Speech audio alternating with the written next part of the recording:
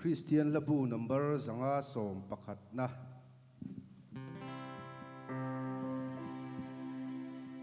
hun kha le chen ka shuai tu Shelo hian mo lo wa swal thim singa lim na zongi ka tha tui halin na chawa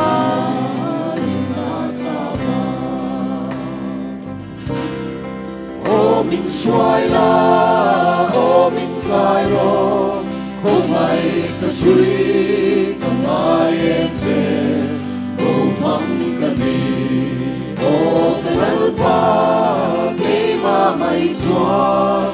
cái tiếng lâu ka sin ram kong chuk chowa azin ram công chút sầu khem na thi pui an shang wa e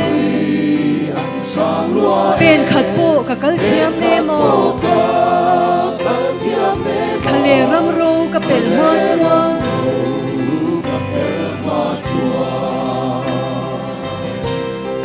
ô mình xoay la ô mình cài ro không ai ta suy không ai em sẽ ô mong cái gì ô cái lỡ ba mấy mà mày xóa cái thiệp lâu lung thi mi tui tla chung hianin lúc gì biết tuy ta dung hiền tu na lalpa ka lo ki re không ai banin min kwa kwa la mình quăng qua la ka tha muangin min chol ti ro sol piro ô mình xoay la ô mình cài ro không ai ta suy không ai em sẽ ô mong cái gì ô cái lỡ ba cái mà mày xóa cái thiam lâu mangai onemin min chema mong ai ôn đê mình sẽ mà lalpa nang nge ka ro chan chu cả râu chân aba hu em ke ka tan chu em cây cả tan ka non zong hi ita ani sông hi ta đi ô mình xoay la ô mình cài ro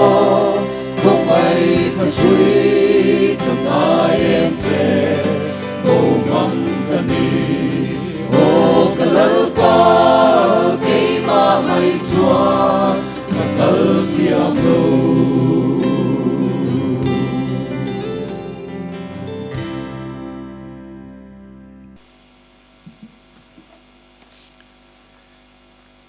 pathian chi bible kin athu thiang lim ngai thang u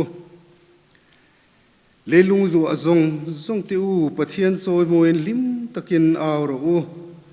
aming ro pui je chu hlain sa chuak ula afak na chu tipo tro pui ro u pathianin athu kan za tan mal min som sa ro se I tong trai u lalpa kan pathian chu nung ber vanami hun khirle hun har sa tak tak te mishing ten kan tok thina keni KHATLA KOHHRAN poin sitiang hun har sa chu tu na kan tok me kania tumia wang chuan hun danga kan man thina ngin nangma fakle choi moina hun te po mang theilovin hianin hun khir kan tok me ani amero chu chu ti rual chuan keni I khongai fa ten itlan na chang tu te khoi na chang tu ten nang ma fak na ti ro pui kan du sia wang le choi moi tlak pathian ni zia lantir kan du awangin hun har sakara kan thewang tokin kan thiang tokin I thu le hla in pol ho na te nang ma choi moi na te kan buat sai ani chuan zanina po hian chu tiang chuan lalpai ming turo pui turin I KOHHRAN te kanonin buat sai ani he kan program hi KOHHRAN te ta na le ngai thatu zong ta na hlok na aloni thena tur te ten zanina helai muna hun mang tu te kan musician te kan zai pol te le thuril tu te lalpa I tharau thiang limin ron ti chakla nasataka nangma fakna kanon ti ro puile zual thene turin zanina kan hun manna hian arwai tu nin lalpa ro puin ron changang che min chanam tu Isu Krista mingin kan dile amen.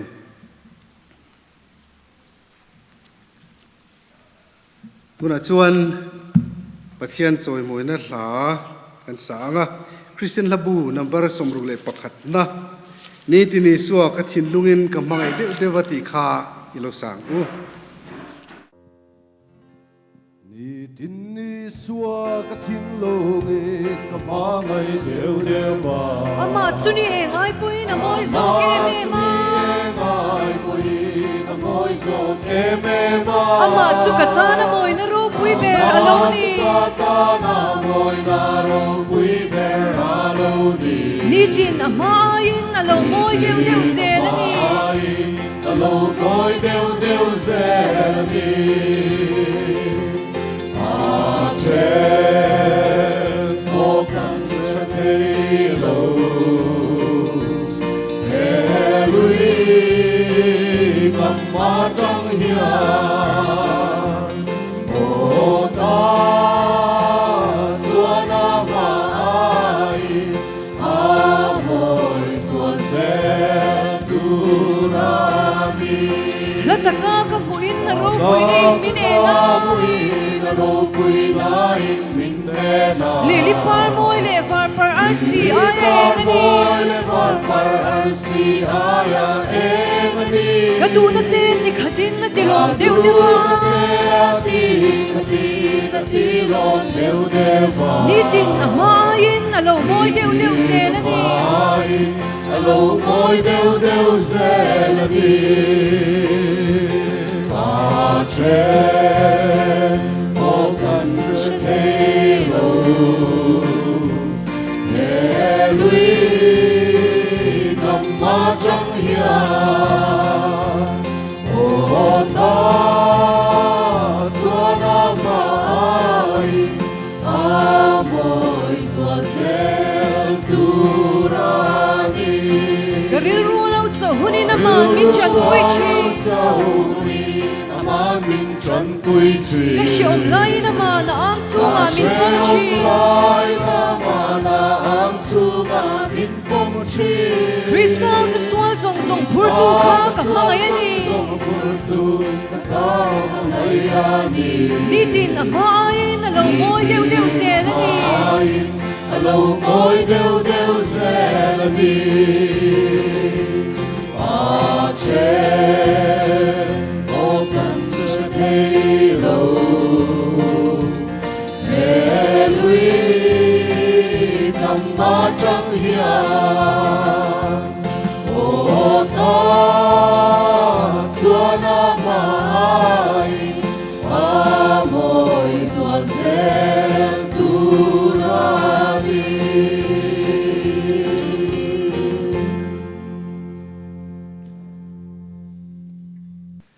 le tuna chuan KOHHRAN siat tir tur om te KOHHRAN ziak tu nen atangin longai thang u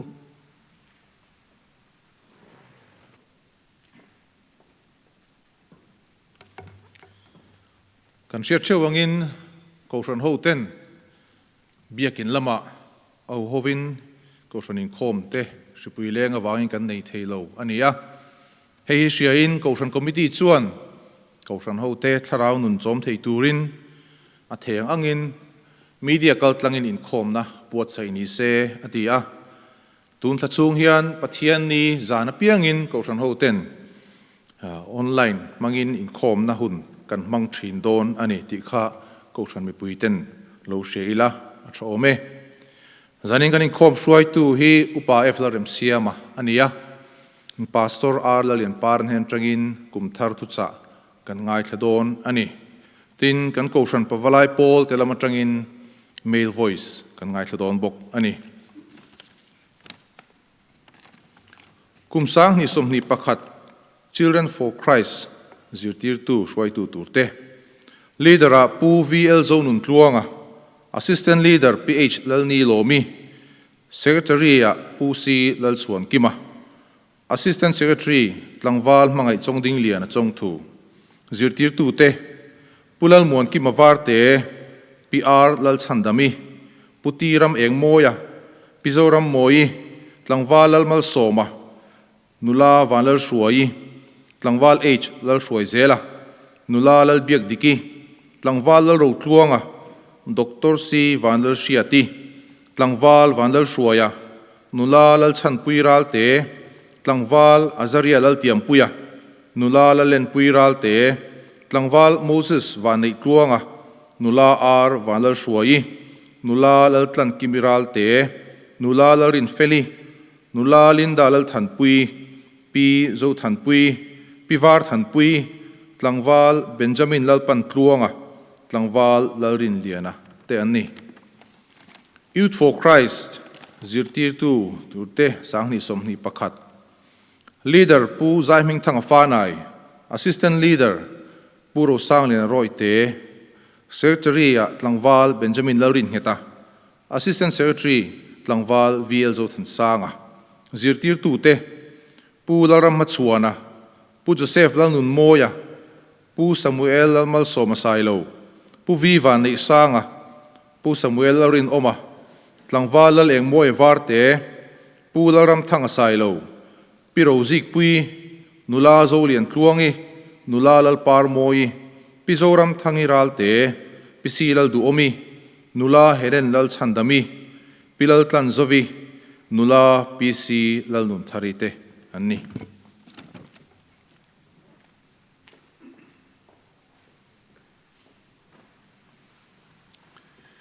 le tuna chuan KOHHRAN pavolai pol male voice ne na tangin pathian choi moi na la lo ngai thlang u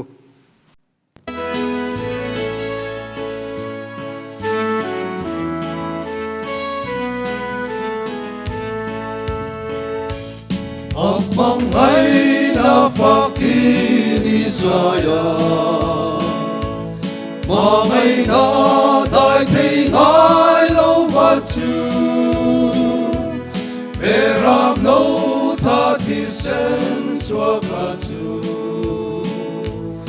amakan fakun ni ken mai na kina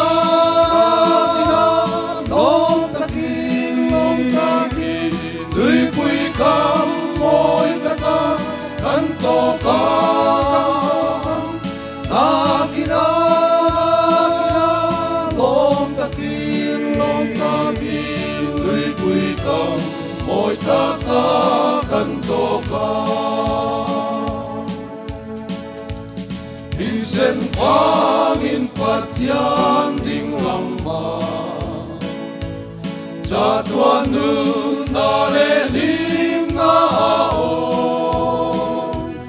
Mitin ta nun na tui aluanga Chu tui chuan lal panin bualama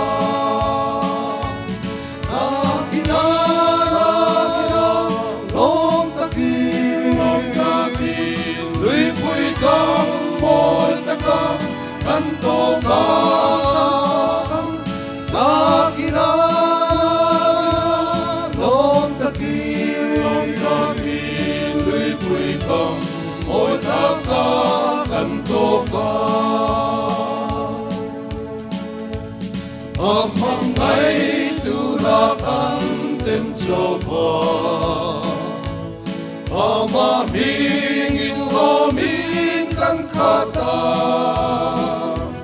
Phật trên hương in đêm nghe ông lệ Về ram đâu thiang lim kan sai puya Na kina Om taki Lui pui kam môi taka Kan to kam Na kina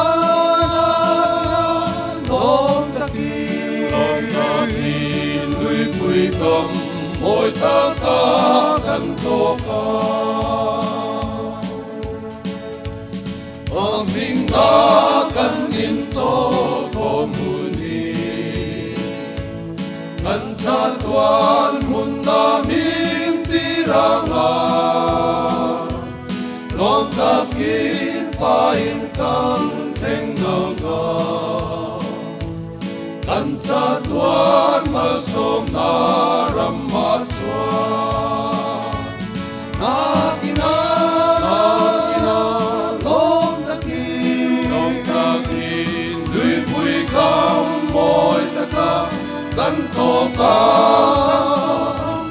nakiran long takin lui pui kam moi ta ka kan to ka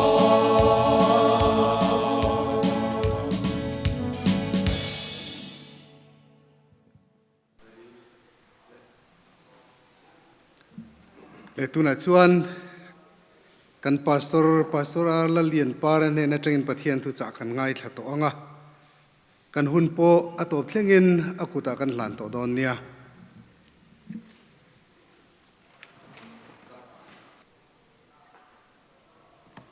zanina hian hama saberin kan lalpa isu krista bingin KOHHRAN member zong tele kan thu sia kan rong bol na min hlutu ti chibai kabuka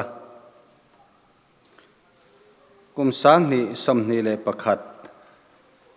pathian ni voi thum na kan lo thleng le taring maya he hun min suai thleng tu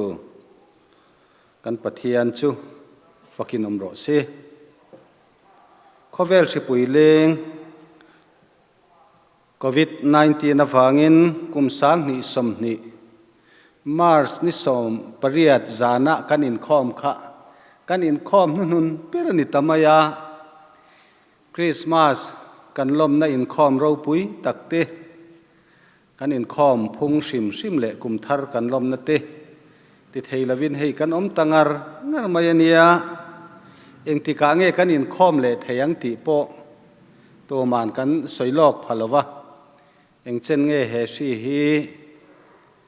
lau oma in ve na ngayang ti hi tu man kan soilok theilowa so wangin lim le thamuang taka keimani hmuna kan om theina turin pathian kuta kan in kol ti ranga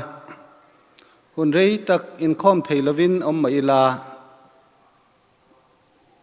KOHHRAN ho ten he na hian lom thu soi na tur tam tak omin kasia a chung kwa a pathian kan pol na le kan biak na chung komai cham kan tinung rengte tin kan pathian ram tholom chung changa po Sunday school ta chu kai om lo na chu mu tu ra om lova pathian ni jan INKHAWM tholom te po chu tiang ni lo hun har sakara kan pathian ram tholom te po kan phak tok anga nung tol chuang lova kan om tlat te hi biel tu pastor kanina anga KOHHRAN mi ten hena KOHHRAN committee ai o po lom thu soi om ni in ka in sia a chung tin ten hena lom thu kan soi molani soi tur tam tak chu om theyanga chulam chu do to kila kan za a pathian kan pol nan athu thiang lim kan ngai thlam sa anga sam som thum pasari changa a pathian thu kan mu hi ngai thlang u i om dan tur chulal pa chunga ngatla ama churingla aman ativekang athu thiang limte kan sa ata na tharin lalpan mal min som sakro se amen pathian ma khongai na dili ni ko nang o lalpa kan pathian engkim chunga lalberle thunei tu le min mangai tu khripuin khowela ti buaya unrei tak ibiak buk thiang hlima i KOHHRAN hote INKHAWM theilavin kan lo om ta a ibiak buk thiang hlima INKHAWM hi KOHHRAN hote po in kan chak to hle maya amai ro chu si adar lo na turata na ram ro rel tu te na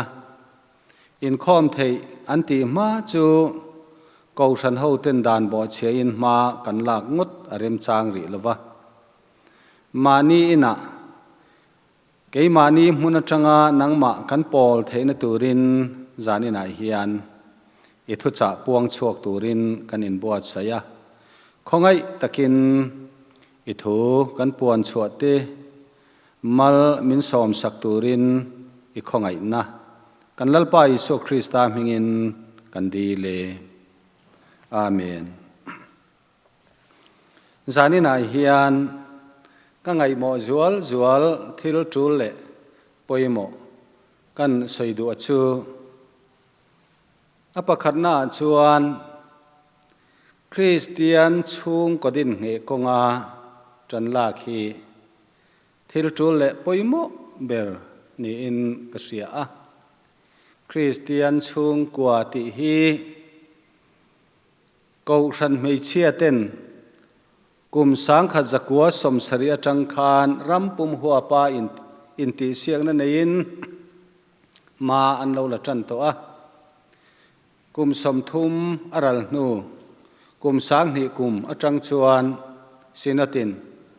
กูฉันไม่เชื่อมาลางนังุดอันนี้ละเวสินดมาลากนานีตีอินคริสเตียนชุงคอมมิตี้เตดินิน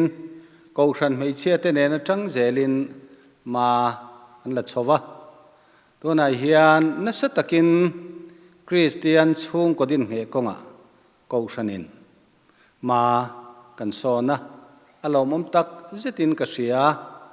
กันสินดอินคอมปุยเราเรลินเพียงปุงตูร์จงอาสินดจันละตูร์เตปอินถูอารมณ์ปาสโตบกะสุดที่ยังชวนคริสเตียนชุงก็ดินเหกงากูฉันมาลากนะฮีกันจีงะอามิขวลอมลเวอาไม่รอจูกูฉันไม่เชื่อเตนะนี่ตินชุงอินคอมเทยเล่าในเล่เล่าที่อังเวลบรวกอันกัลปุยตำเดือวางฮีเอมอนี่มีตำตักไงตัวน่าชวนคริสเตียนชุงกว่าฮีอาชัดเลรัวลินไม่เชปวลเลนินอมะเหลาง่ายตาเตปอหิอันอันนี้ไม่เทยเรเวรนซีสันสินมอยคานติยากูฉันไม่เชื่อเต้นั้นหันเบียจงให้เต้นั้นหันจงใจมาเสียสอดตักเลยเทยแล้ววะปะวลายเต้นมากันหันหลังเกนี่กูฉันปะวลายโพลติฮีกูฉันไม่เชื่อเต้นจงเงียอันจงใจชัวข้ากันเนี่ยไม่เชื่อเต้นจันนันลากบกะกูฉันนี่น้ำมาลากบกชวนปะวลายกันหันเสียเฉาตักงะก็ดวกไม่โดนเนี่ยเตียเฮ้กันปะวลายใจเทียมตักเตคาใจไหมเดลวินคริสเตียนชุงก็ดินเหก็ง่ายเฮียนกันจันอภัยหมกครบ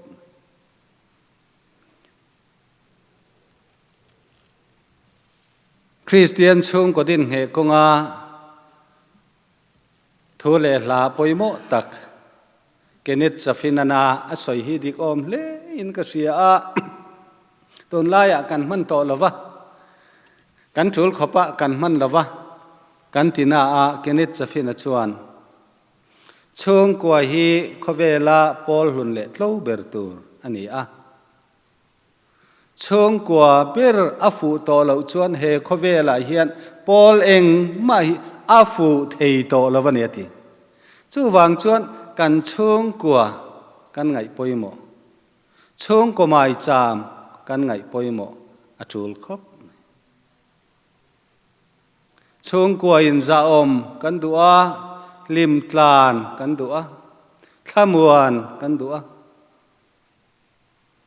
จะมีอันนี้เทนตุรตานชวนกันจูลลมเล่นี่ที่รู้จูลตักกันนี่มาเสอปอยโมเบลจูอัลลัลตูรินชุมกัวอัลลัลน่าจังเอ็ม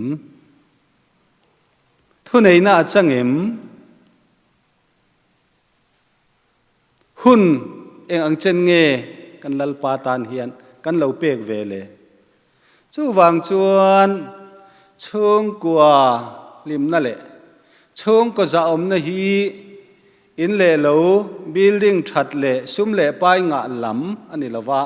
alal turin lal na achana choi moi turina choi moi achana huna hian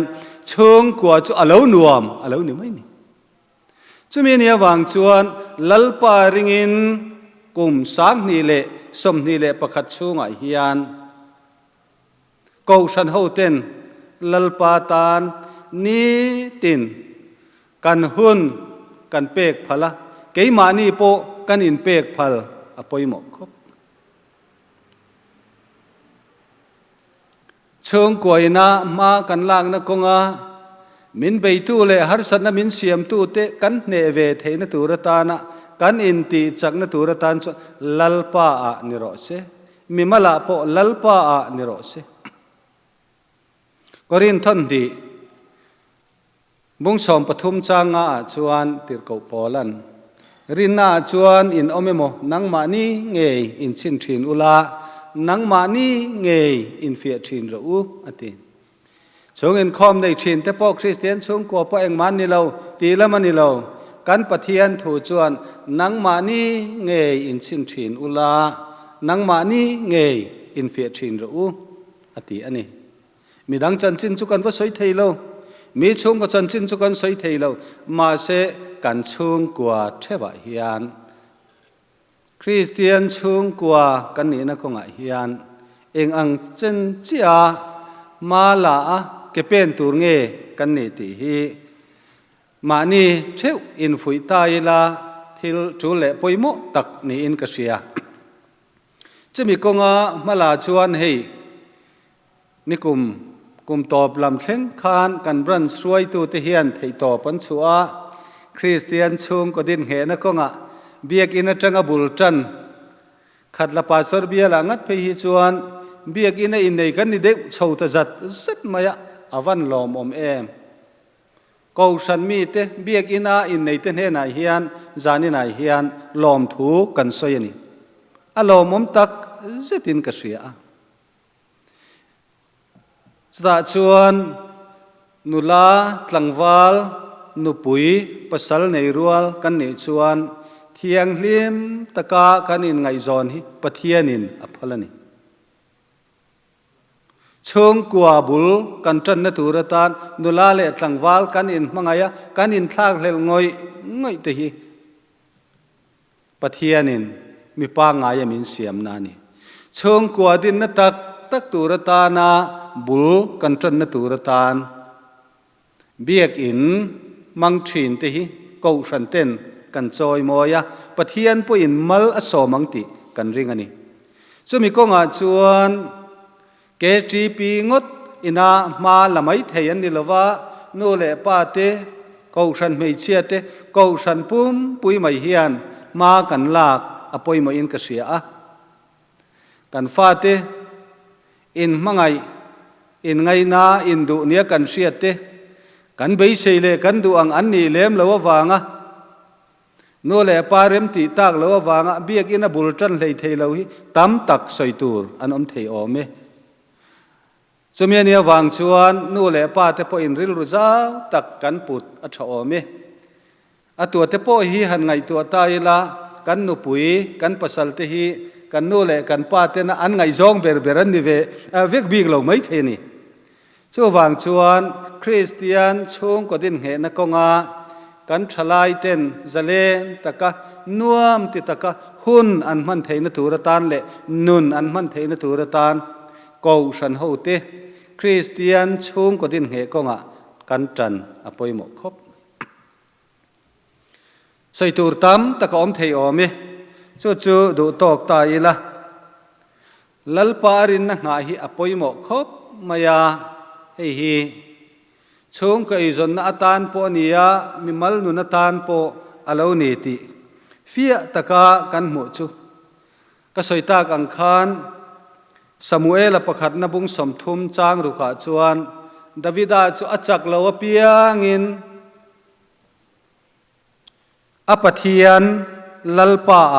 a in ti chak thina ni ti Bible in min thilani kan chak lo piang hian ko san ho te chuan chakna zon na tur kan nei lo lalpa a apoi mo khop sakei bak nei lau om na lakata daniela chan chua om kha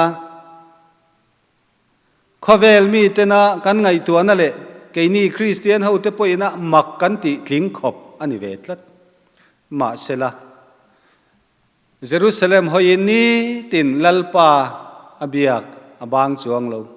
sakei bak nei pu ka an paidon ni thlengin lalpa apathian chuni tin Jerusalem lam hoin chibai abuk thina ni ti kan hriat apoimo a chu wangin kan tharau lam nun kan chak theina turata na lalpa pol hi apoimo tak zetin ka hria a ama kan lalpa isu krista ngei po kha ati dan pa ngain tlanga apathian beturin kal thina ni ti kan mu chu wangin lalpa biang na turatan hian keimani kan in pek phala kan hun kan pek phal apoimo takzet khovela hian engte chiam ma hi thlak lel tura lo omte chiam lo top mai lo nia mi lalpa a in ti chaka lalpa a thamuan na tak a chan chuan abak beisei tur alo om chuang lawani ti kan hriat a tha ome panina kan soidu chu KOHHRAN za om na hum hal ti hi azau khop maya heti zong hian soita ila Mizoram chanchin tha wanga kai har kan ni na le kan mason na kong zong zong te hi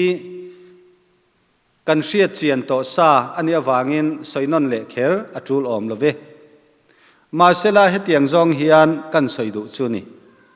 Mizoram nam lung phum le in nga na chu chanchin tha hiania chanchin tha wanga tun thleng kan ni kan ma son na sang le pathian khongai na ram le namina kan don na chu chanchin tha wanga ni he chanchin tha mei cher chitu le nung taka kalpui tu chu KOHHRAN chau hiani kan nam zaom na chu chanchin tha nia chanchin tha taka keng tu le wong nung tu chu KOHHRAN hiani tunai hian kan rama building thabel berte building lian berte chu pathian biak in KOHHRAN om khom na ania ma sela chu KOHHRAN huang chunga pathian biate pathian chi bai buk thin te chu an lo chang kang zela tunai hian mimal in po lian tak tak zaom tak tak soitur om zel hei hi chanchin tha wang le KOHHRAN te awang ani Mizoram ton ang din mun kan thlen theina chu chanchin tha awang kan ti kha thil chiang tak ni in ka hria lali su Krista ring tu ni lavila hei ang hi kan ram hian kan thleng kher lawang chumian ya wang chuan chanchin tha hi kan von nun reng lo chuan kan ram hian engkong nge azoang khoilama nge akalang ti ngai tu tham awmani chumiani chunga chuan hei kan hria social media thil sang mingpo lang lem lo ma sela ngei om tak tak KOHHRAN za lo na te KOHHRAN huang chunga rongbol na sang a chezonga tarlan na te soitur tam tak alo om chome ka langsar tak taka KOHHRAN mimal tak po a sungam ang te po hi an lo piang chho ta zele mo ti tu ni in ka sia hei hi ka mu le ka siat ve china thil pakhat chu amun ma soila thil rem chang ani lawa thil tak to na keima ngei na ataka ka mu le ka sia ta chuan mun pakhata KOHHRAN upale rongbol tu te moilo takle wala taka te tu pakhat chu officer ani mihring ko sangna thela po mithiam takani hun reivak lawa zon thlum le thi sen sangin atlak buaka chu mihring a chu rongbol tu chung kwa tak poni ma sela rong bol na po moi to ka in mang ve tak chu ni tho ma se ko san rong bol tu te na sa taka mual pho taka su ve du tu khan it lata sungam tu khan it lata thil mak deuh chu khom hula warei fu chung te na an buai puin huwa khan mual liam dei to a chan chin soi tu ra om lo chu tiang ang deuh buk chuan soi tur tam tak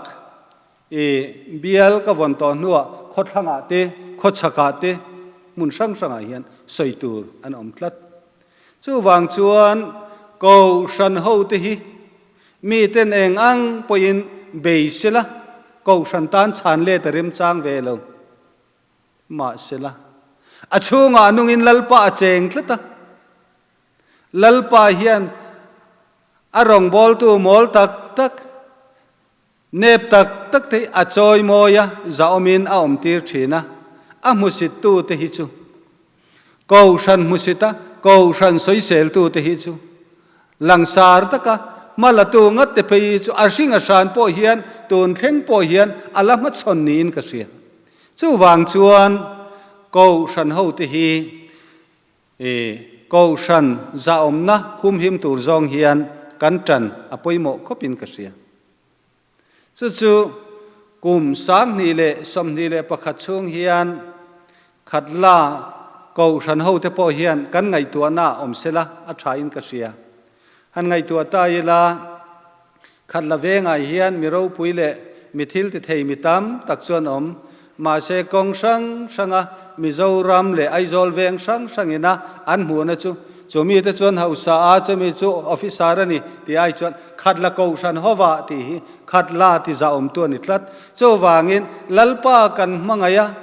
an hiang nung kan zuya arong kan bol ani chuan ho kan phak to kin he ko san huang chunga hian lalpa ring tlat chungin arongi bolang u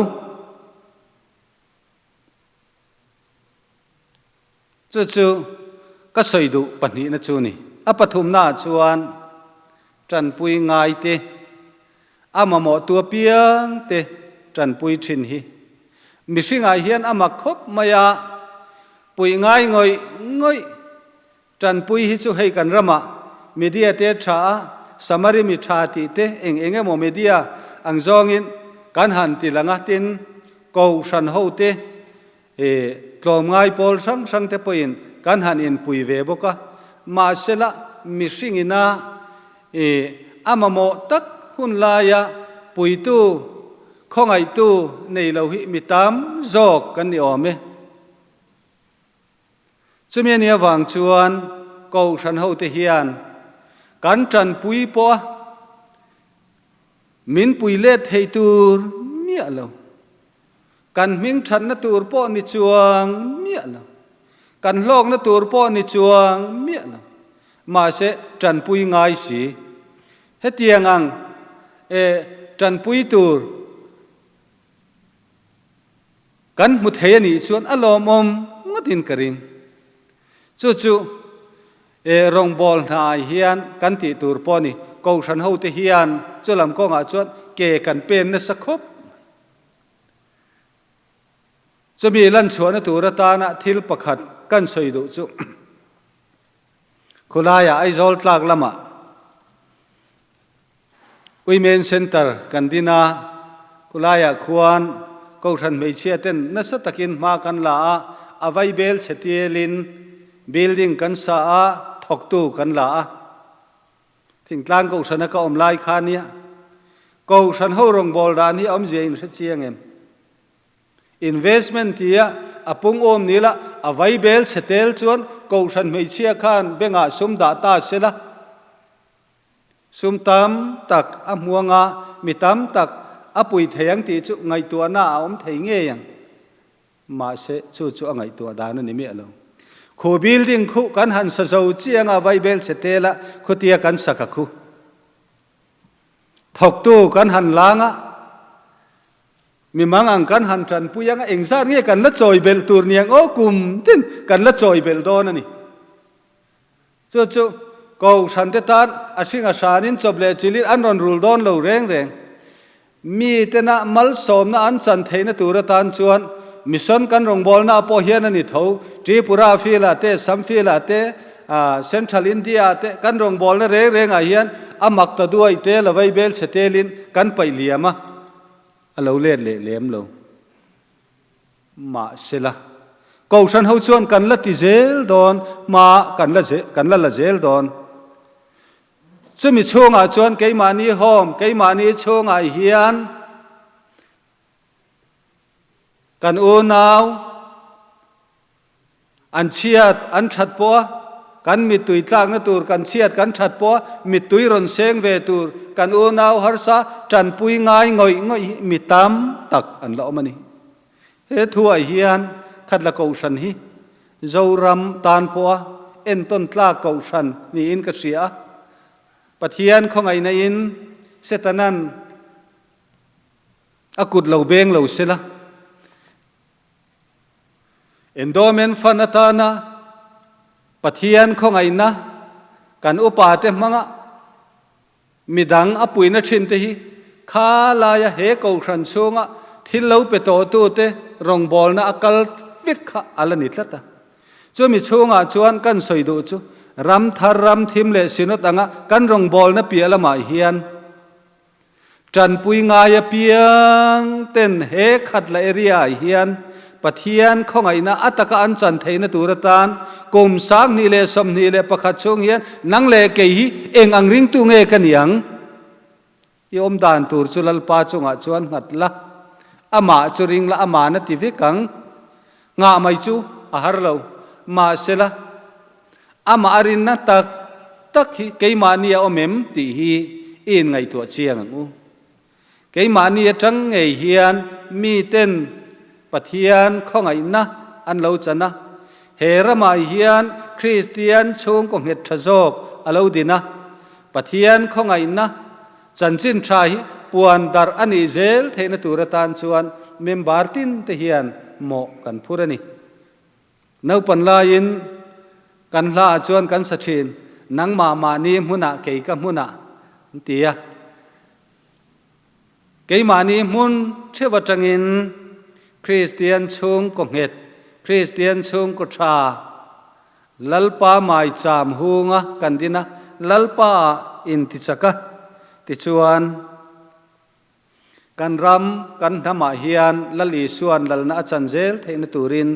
athu kan soite kan za ata na tharin lalpan mal min som sagro se amen pathian kan choi moina kan hlan hununga tan conference labu number somni le parukna kan sa nga mal som na soin helaya kan INKHAWM hun serchu kan ti top don nia ikhungai cross kong zoi irong bolam tuang ka chui olam tuang katsui kan nuam le hadam cha kan bo ong chi san ke po ong chi kong ha thak le ra tria kong ha thak le ra chia in shwai ni a po hianin swani apo yami irinom zia min muti le chi siamin muti katani rinom na o aro puye dami rin na oroi dang reng hi o ka soi thailo o ka soi thailo i khong ai lai nat na ka ton hi aro puye ko ai lai na ta ka don hi ro pui khong ai che min khong ai sia ai se mong ai sia mong ai se mong ai sia khong ai le mal som na ko mai le mau som na chan som te lấy râu đu cất chân sông đê chia seng lo ve o aro puye sen lo ve o ro puye chana ka ta lom na in chata ka tan lom na i khong ai ka ta chol na ai ka tan sol na tu nen nge ka te don chelan pa te don se ri nom na o ro puye Tani nom na o ro pui dang reng hi o ka soi thei lo o ka soi thei lo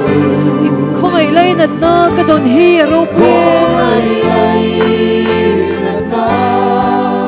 ka don hi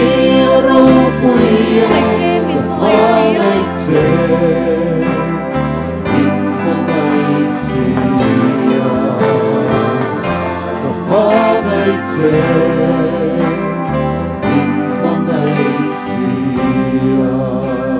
hi ran non ka du chi ka nun le the na te hi itan rim tu ya lo chang fo ro se mangai che ka thiam ne mo i du zong ti mai lo chu ka mangai che min mangai sia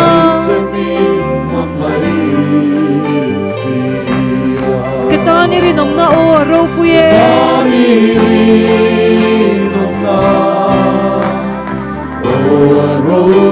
eng dang reng hi o ka soi thei lo ik không ai lấy nát na ka don hi ro puye Gadon hero pui ka mai che min mangai sia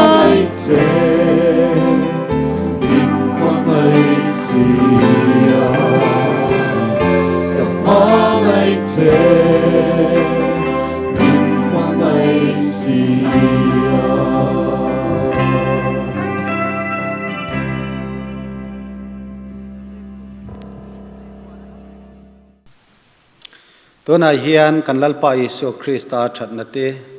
pathian kan pa wanami mangai na ro puile tharau thiang lim pol na te chu in zan he na chatuanin omreng ro che amen.